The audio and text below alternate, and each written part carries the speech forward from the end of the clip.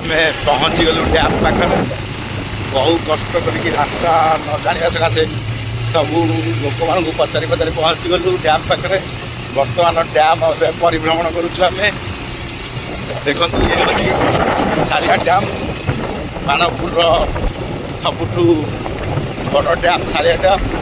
ଏଠିକି ବହୁତ କଲେଜ ଛୁଆ ବି ଆସୁଛନ୍ତି, ମନୋରଞ୍ଜନ ଉପଭୋଗ କରିବାକୁ ବି ଆସୁଛନ୍ତି। ଦେଖନ୍ତୁ ଏ ହେଉଛି ଡ୍ୟାମ୍। ଚାରି ତରଫରେ ପାଣି, ମଝିରେ ଗୋଟେ ପର୍ବତ ରହିଛି।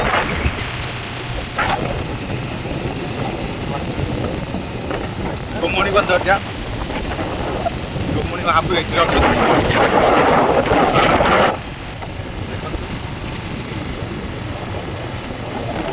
ବୋଟିଂ ବି ହେଇପାରୁନି ବୋଧେ, ତେଣୁ ଆମେ ଜାଣିନୁ କେତେ ଆଗକୁ ମାରିଛନ୍ତି। ଦେଖାଯାଉ ଡ୍ୟାମ୍ର ପରିଭ୍ରମଣଟା ମୋତେ ଭଲ ଲାଗୁଛି।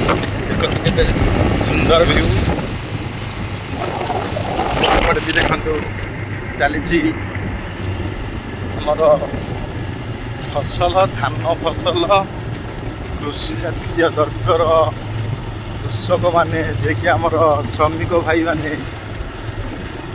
ଲାଗି ପଡ଼ୁଛନ୍ତି, ଯିଏକି ଆମକୁ ଜଣେ ମୁଠାଏ ଦାନା ଦେଉଛନ୍ତି। ଦେଖନ୍ତୁ ଏ ଭିଉ। ଆମେ ଏବେ ବର୍ତ୍ତମାନ ଡ୍ୟାମ୍ର ଉପର ରୋଡ଼ରେ ଚାଲିଛୁ। ତଳ ରୋଡ଼ର ଭିଉଟା ଆପଣମାନେ ଟିକେ ଦେଖିଦିଅନ୍ତୁ।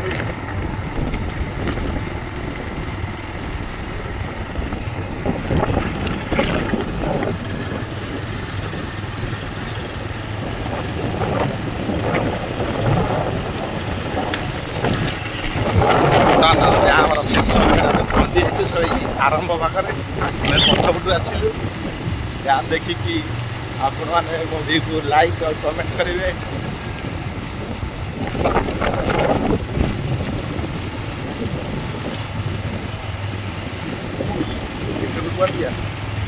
ରାସ୍ତା ମୁଁ ଜାଣିଛି।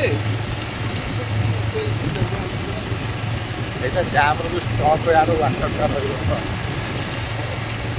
ନାଇଁ ନାଇଁ, ଏଇଟା ଯେଉଁ ସବୁ ଟାଙ୍କିଟା ବନିଯାଉନି, ଯେଉଁ ଟୋଟାଲ ଫିଲ୍ଟର କରିକି ପୁରା ଏରିଆକୁ ଯେଉଁ ପାଣି ଏଇଟା ଆମ ପାଇଁ କଂକ୍ରିଟର ଇଏ ଆସିଲା ସବୁ। ହଁ।